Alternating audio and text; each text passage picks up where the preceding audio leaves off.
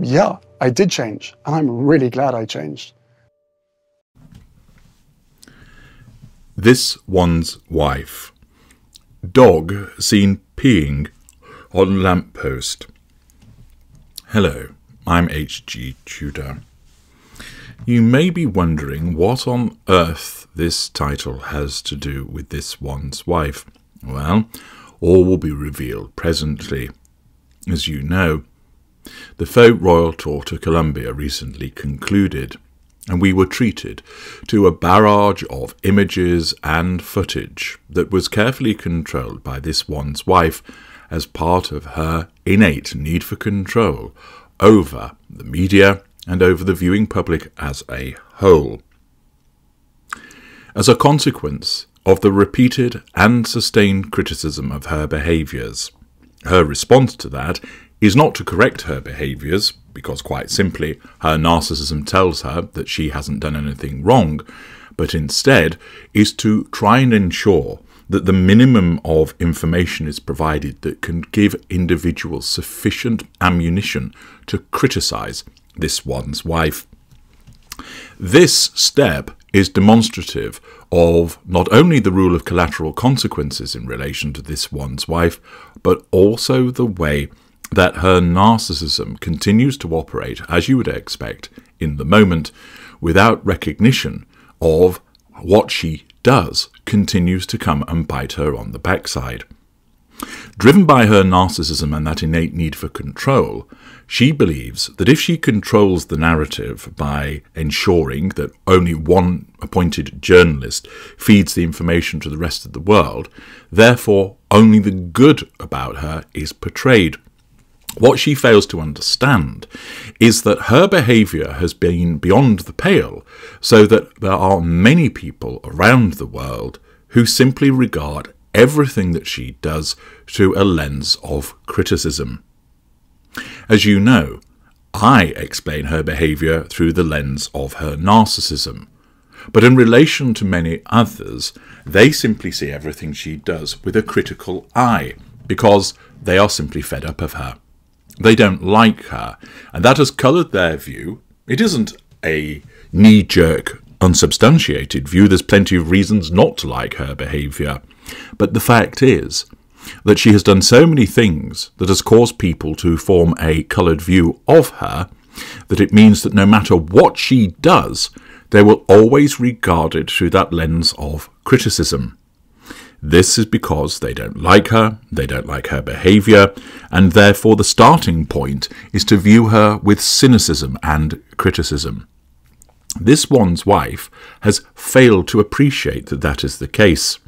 She thinks that by controlling the narrative, it will enable her to cause people to view her favourably, that if they are only given certain information which she sees as painting her in a positive light, that means that the recipient of that information will similarly behave in a positive manner. It demonstrates almost a degree of naivety on her part, and is instrumental in the continuing way that she gets up people's noses. Thus, she pumps out these pictures which show her in what she thinks is a favourable light, but all it results is in people criticising her clothing choice, pointing out the sweat stains, pointing out the fact that it doesn't suit her, the fact that she's wearing inappropriate clothing around children. Again, she puts out pictures which show her being cosy and loving with Harry, which only causes people, of course, to recognise that it's her being performative, and that she's seeking to assert control over him through physical means, that it's part of the management of the facade. She simply doesn't get it. We have an excellent example of the way that this one's wife's attempts to control the narrative and thus control people spectacularly backfires. Harry and this one's wife did some salsa dancing.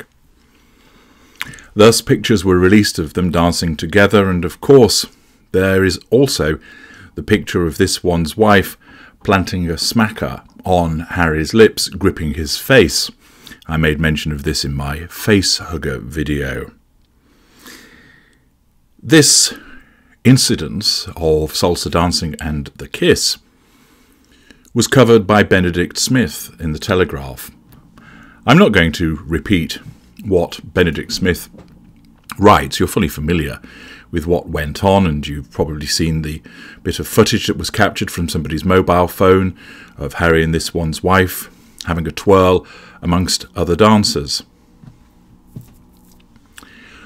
What I want to share with you is the way that this one's wife fails, as she invariably does, to garner the responses that she wants. She wants the world to look on and say, look at that couple, so in love, so idyllic. Look at her, what a wonderful dancer she is. Isn't she amazing and brilliant?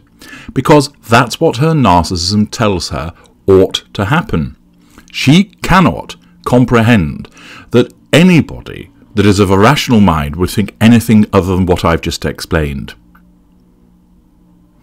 Those of you who are not narcissists are able to understand that there are instances where you'll be criticised. Sometimes that criticism is justified and you accept it. In other instances, you will see that it is partially applicable and you will take it on board. In other instances, you will see that it isn't appropriate, and your reaction may vary from just dismissing it because the person saying it is an idiot, or to being hurt because it comes from somebody whose opinion that you value. The point is, you are able to process that criticism in a manner whereby you can gauge its applicability. With this one's wife, the portcullis is down, the gates are closed, the drawbridge is up. No criticism can ever breach her castle, because her narcissism says no. How could anybody ever criticise this amazing woman? Therefore, it follows that if she can't be criticised, the only thing that remains is to praise her. And that means that everybody, and I mean everybody, that views the footage, the article, the photographs, should, in her mind, be responding with praise and adulation. I'm going to share with you some of the observations that come from those commenting, and there are several hundred of them, below the line comments from the Telegraph, to give you an indication of how this repeated attempt by this one's wife to control the narrative fails, and because of her narcissism, she never learns from it. Rosemary Taylor writes, bypass the article and straight to the comments. How reassuring to see that most of us are thoroughly fed up with these inane, vapid losers, and dismayed that the once wonderful Daily Telegraph is stooping to the level of the Daily Mail and the Daily Express. You ought to be embarrassed and ashamed of yourselves. Marge Simpson, strange to see a half-black woman who can't dance. Kevin Oliver, boring, boring, boring. We all know it is just for the cameras. Why don't they just shut up and go away? A. Platt, so fake. This one's wife making sure a camera is on hand for her big gesture must think we are all stupid. Poor Harry is, and that's his problem. Robert Lytton, stage a photo. The dim Daily Telegraph will make an article about it. We are not interested in these two fake non-entities.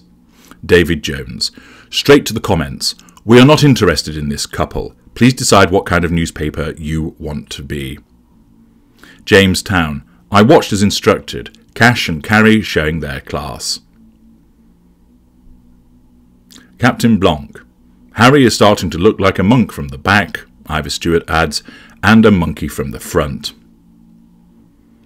Captain Blanc, migraine, better watch that those twigs of hers don't snap. Remo Williams, who cares? Why don't they just bog off? Ivan Skavinsky-Skavar, it's one step forward and two steps back with this pair. Jay Towers, please, please, no more articles about this pair. Achim Gusgen Akvar, it is a shame that the Daily Telegraph puts a large photo of two grifters who are not working royals. Just grifters on this page on the same day there is a report of His Majesty's visit to a scene of great tragedy. S. Palfrey, enough is enough, we do not want to know. Anonymous, carefully staged public displays of affection. It's all over them. Robert Lytton, what a staged load of old cobblers from the two idle grifters. Socrates of Clacton-on-Sea. Seriously, this might as well be an article about the slightly chavvy couple who live at the road going on holiday. It's that insignificant to the British people now. They had their time, now she's back to being a nobody, and he has to learn what it's like to be one. M. Thompson, did you not see her inappropriateness with the schoolboys and the embrace with the Colombian Vice President's husband that caused a kerfuffle? It's just the way the cookie crumbles. Married couple have a kiss on holiday. Wowzers. Michael Delaney, would appear that the Daily Telegraph is terrified of upsetting the vexations litigant and the woman with the yacht girl's hat. Scathing comment after scathing comment that her attempts to ensure that people speak about her favourably are not succeeding once again. That her narcissism causes her to fail to understand that she is not liked. That each time she tries to get the world to accept her view of herself, the world turns around and simply rejects it. And the more that she tries, the more that the world continues to reject it. For example, Lata, all that poverty, people struggling to feed their families and keep a roof over their heads, I'm sure they couldn't care less about two rich people who think they're cute dancing together. It's just so off. Why not go there and spend that entire time helping plant a full community garden, or well for water, or whatever some community needs, and stop wearing so many needlessly expensive outfits?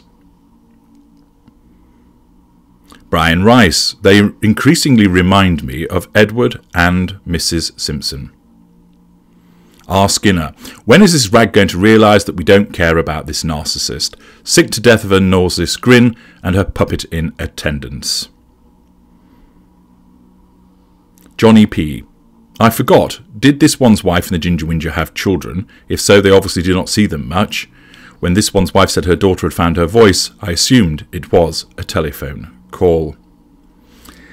And thus it goes on, detailing the fact that people regard them as complete idiots and do not understand why the Daily Telegraph continues to write about them. There isn't one positive comment amongst the many hundreds that are written about them. And ultimately,